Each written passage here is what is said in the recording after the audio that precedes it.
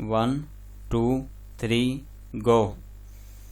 The young man and the young woman looked even younger than their years as they left the offices of Country Properties, Limited, with a few orders to view in their hands. They were indeed two young people, very much in love and recently married, and they were looking for a house. They had been married for just 6 months, and when they got married on that cold December day, they had believed that they would soon find a place to let, and it did not seem necessary to wait for that happy day before setting up home together. So that had gone to live with his mother, having only one room of their own, and they had been very, very happy. It was an old house, however, with no modern changes.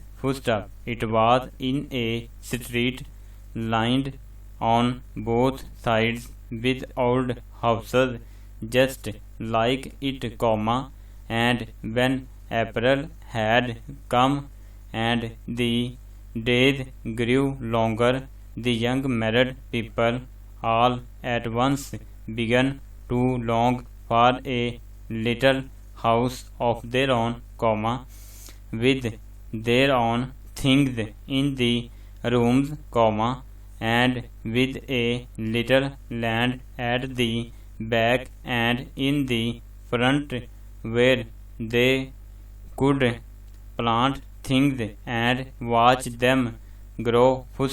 It did not seem very much to ask, yet it was something that was being asked by thousands of other young people.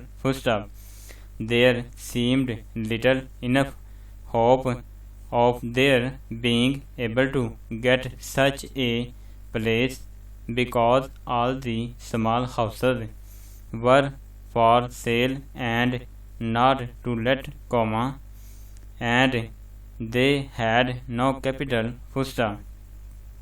Will, the young man, was an engineer, and May, a beautiful young person with eyes so clear and true, had been a maid in a big boarding house at the seaside before her marriage.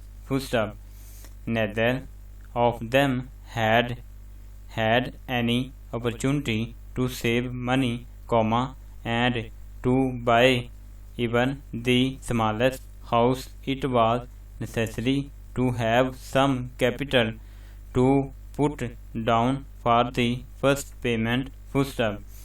There had been times during that month of April when May thought that Will had lost interest in her. He sat so often deep in thought and without speaking.